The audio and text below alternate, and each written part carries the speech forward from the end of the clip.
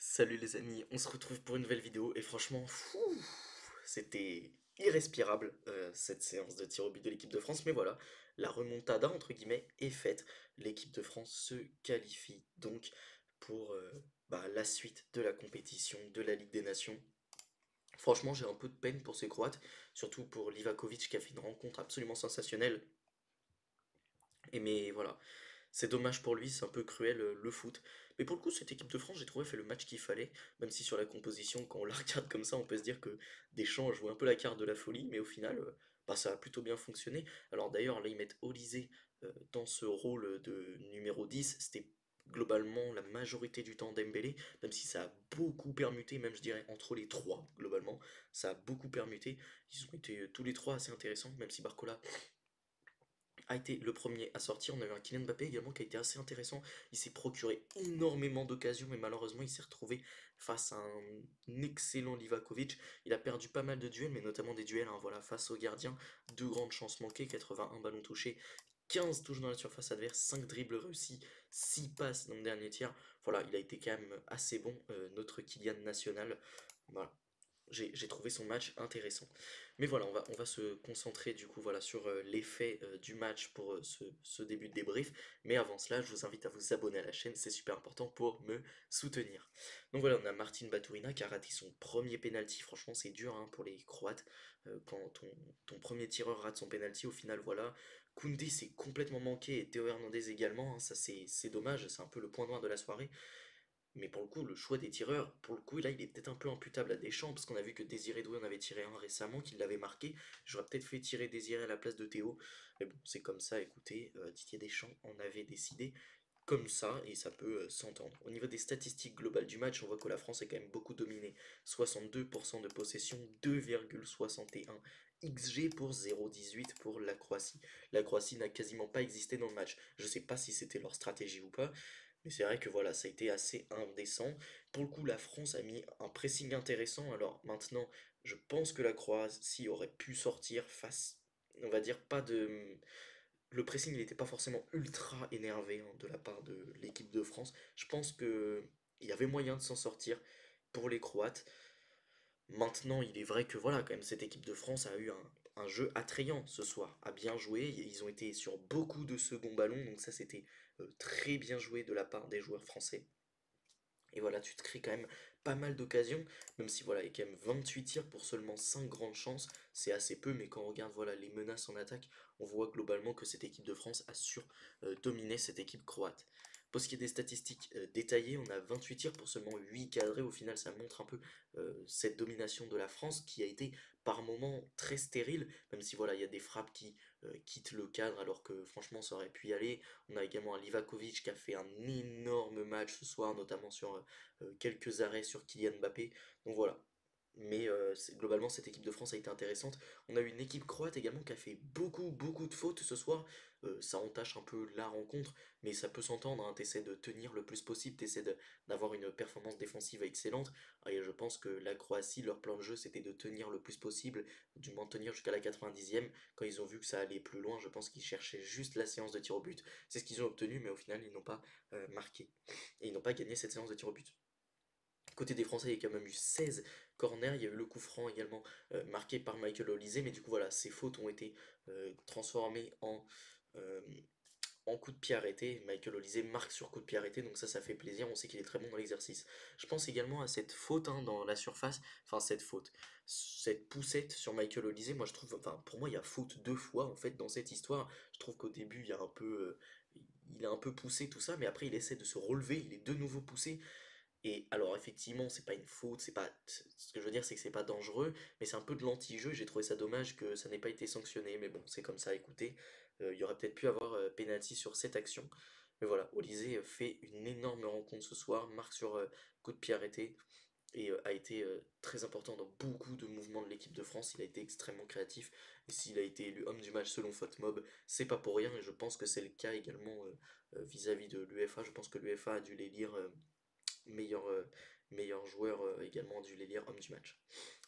On va revenir sur les performances individuelles. On a eu un Mike Maignan qui franchement n'a rien eu à faire de toute la rencontre hein, dans la globalité. Mike Maignan en plus de ça était le passeur le plus précis 100% à avoir joué 45 minutes ou plus. Donc voilà, ça c'est une stat qui fait plaisir. Par contre, sur la séance de penalty, il a été absolument excellent. Il a arrêté deux penalty. Il y a eu également deux penalty mal tirés, je crois, au-dessus. Je crois qu'ils étaient tous les deux au-dessus, les penalty ratés. Voilà, voilà. Mais du coup, oui, Mike Maignan a fait une très bonne séance de penalty. On a eu Saliba Upamecano, les deux ont été très solides. On avait un Upamecano qui a beaucoup chassé de ballons, il a réussi en plus de ça beaucoup de passes à la relance. Et voilà, il avait un peu ce rôle un peu à la Marquinhos, c'est-à-dire d'aller chasser, d'aller presser, tout ça sur certaines sorties de balles, sur certains seconds ballons. Je l'ai trouvé intéressant dans ce domaine, mais voilà, quand même 20 passes dans le dernier tiers, ça c'est absolument énorme. Deux touches dans la surface adverse, des gros stats à la relance, et défensivement deux tacles. 3 dégagements, un dégagement de la tête, 5 actions défensives, 8 récupérations, même s'il s'est fait passer quelques fois dans le match, globalement c'est une rencontre très solide de la part de Dayo Upamecano. Et également Saliba, j'ai trouvé qu'il avait été intéressant aussi, beaucoup plus, peut-être un peu plus en retrait, mais solide quand même, un tacle réussi, un blocage, deux dégagements, un dégagement de la tête, 4 actions défensives et 4 récupérations. C'est très très fort de la part de Saliba, c'est un beau match également, il a remporté quand même pas mal de duels en plus de ça. Je crois qu'il bon, voilà, il en a perdu deux. Donc c'est très fort de sa part. Jules Koundé également, bonne rencontre, bon match de la part de Jules Koundé. Voilà, il a été solide défensivement, offensivement également, il a apporté dans certains mouvements 10 passes dans le dernier tiers, 2 touches dans la surface adverse, un centre réussi. 2 passes non précises, excusez-moi, j'ai un moustique dans ma pièce. Non, c'est un moucheron. Deux passes longues précises, le petit moucheron qui vient m'embêter pendant ma vidéo. Voilà, défensivement, des belles stats, 7 récupérations, 8 actions défensives, 3 interceptions. Je vais pas continuer, mais il a été présent sur pas mal de mouvements offensifs, donc ça c'est très bien. On a eu également Théo Hernandez. Alors lui, il rate son penalty, un peu comme Koundé. Je l'ai trouvé quand même moins bon que son partenaire de l'autre côté. Il a apporté offensivement, mais peut-être un peu moins que ce qu'on voyait dans ses belles années, notamment en 2022 où il avait été excellent dans son apport offensif, là un peu moins. Défensivement, il a eu une activité également intéressante, même s'il se fait dribbler deux fois quand même dans le match. Mais voilà, ça reste un match correct de la part de Théo Hernandez. Même s'il rate son penalty, et j'espère que mentalement ça va le faire. Alors oui, c'est pas une compétition forcément énorme, et en plus de ça, tu te qualifies au bout. Mais c'est vrai que si tu te qualifiais pas, ça aurait pu l'enfoncer encore plus vu la période compliquée qu'il traverse. Manu Koné sort sur blessure, il a subi énormément de fautes dans ce match, 6, mais c'est quand même un bon match de la part de Manu Koné. Moi je l'ai trouvé intéressant dans l'impact notamment, même si c'est vrai qu'il y a quand même des fois, j'ai l'impression des imprécisions techniques, et ça voilà, c'est vrai qu'en équipe de France on aimerait avoir ce genre de profil. Maintenant quand tu joues avec un double pivot et du coup avec des attaquants qui sont censés avoir une vocation créative comme Ousmane Dembélé, et d'ailleurs il l'a eu ce soir, ça peut fonctionner. Donc 73 ballons touchés, 4 touches dans la surface adverse, 10 passes dans le dernier tiers, et défensivement quand même une belle activité. 7 récupérations, 3 actions défensives, une interception, un tacle réussi. C'est un match intéressant de Manu Koné, sans être pour autant absolument sensationnel, mais j'ai trouvé quand même assez solide ce soir, donc c'était pas mal. Il sort sur blessure, j'espère que c'est pas trop grave pour lui, parce que franchement en équipe de France, il commence à prendre une certaine épaisseur dans l'équipe. Chouameni a fait un gros match, c'est le joueur qui a remporté le plus de duels dans ce match et voilà. Franchement, défensivement, rien à dire. Quand il est à ce poste-là, il est excellent. 4 touches dans la surface adverse, 122 ballons touchés, 30 passes dans le dernier tiers également. Voilà, important dans la construction de certaines occasions. Donc très bon. 2 tacles réussis, 2 dégagements, un dégagement de la tête, 3 interceptions, 11 actions défensives, 5 récupérations. Très gros match de la part d'Aurélien Chouameni qui a remporté 15 duels pour seulement 4 perdus, donc c'est franchement très fort. Chouameni défensivement très bon, à la construction également il a pu aider sur même quelques renversements également, il a été intéressant, donc voilà, très bon match de Chouameni ce soir. Barcola, voilà, qui a su apporter du déséquilibre, c'était pas forcément sensationnel, il y a même une action bien ratée à un moment. Franchement, j'aurais bien aimé qu'il marque sur cette fameuse action, justement, il arrive lancé face à Livakovic, et Livakovic sort un gros arrêt. Mais globalement, voilà, ça reste un bon match de Barcola, même si j'aurais aimé en voir un peu plus. Et d'ailleurs, il a été remplacé par Désiré Doué à la 66e. Désiré Doué qui a fait une entrée très intéressante. Déjà, il marque son but, il a beaucoup tenté, il a tiré, il a créé une occasion également. Et franchement, voilà, il y a eu des très belles frappes, notamment de la part de Désiré Doué. 2 tirs cadrés, 55 ballons touchés, 3 touches dans la surface adverse, 5 dribbles réussis en entrant à la 66e. C'est très fort, même si, bon, t'as 120 minutes. 2 passes dans le dernier tir, une passe donc précise. Voilà, très bon match, très bonne entrée de Désiré Doué. Michael Olise, évidemment, l'homme du match, hein, il a été absolument énorme. Un but, une passe décisive, 5 occasions créées, ça a été vraiment un danger constant pour cette équipe de la Croatie. 102 ballons touchés, 6 touches dans la surface adverse, 3 dribbles réussis, 10 passes dans le dernier tiers, 4 centres réussis sur 14. Bon, ça fait peu, mais au final, il a pu être dangereux, notamment sur certaines phases, même si, bon, qui tu veux vraiment chercher dans la surface, hein, il n'y a pas grand monde à chercher. Une passe longue précise, 11 corners, il marque son coup franc. Défensivement, voilà, quand même 2 tacles réussis, 2 actions, on voit qui s'est donné, 8 récupérations. Mais voilà, gros match de Michael Olise qui, offensivement, à la création, mais également voilà, à la finition pour la passe D également de Dembélé, très important, efficace, créatif, c'est parfait, c'est exactement ce qu'on voulait de Michael Olise. Et il a été très bon ce soir.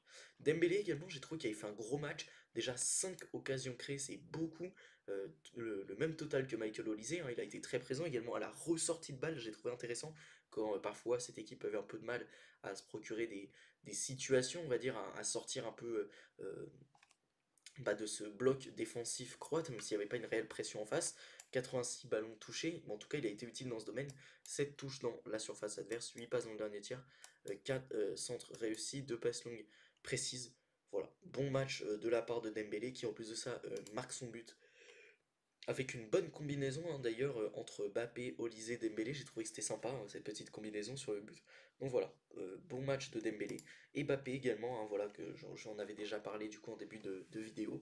Il a fait un match vraiment intéressant, il y a quand même 5 dribbles réussis, 2 passes longues réussies. Il a pressé également, hein, notamment sur Livakovic, mais voilà, également auprès des centraux, tout ça. Donc voilà, match très intéressant de Kylian Mbappé, j'aurais beaucoup aimé qu'il marque. Malheureusement ça n'a pas été le cas, mais bon match de Kylian Mbappé. Et franchement, je pense que il est quand même bien mieux que sur l'Euro, notamment, où il m'avait laissé un goût très amer. Il a été meilleur également que que durant son dernier rassemblement, je trouve. Euh, Avec du recul, son match aller face à la Croatie, peut-être pas aussi mauvais que je le prétendais, hein. Quand même, il a beaucoup tenté, il s'est créé quelques occasions. Donc voilà, là, je trouve qu'également ce soir, il s'en crée. Il se retrouve également pas mal de fois en position de marquer. Malheureusement, il marque pas et c'est peut-être la seule chose qui lui manque sur son match parce que franchement, il fait une rencontre très intéressante. Mais il marque son penalty, donc ça c'est très bien, même s'il y a quand même beaucoup de réussite sur son penalty. Les amis, je suis super content de cette qualification de l'équipe de France. On les reverra prochainement. Je ne sais pas tout à fait quand, mais on le reverra probablement pour une prochaine trêve. Mais voilà, cette vidéo est terminée. J'espère qu'elle vous aura plu. Si c'est le cas, n'hésitez pas à la liker, à la commenter et surtout à vous abonner à la chaîne. Super important pour moi. Sur ce, salut les amis, à la prochaine.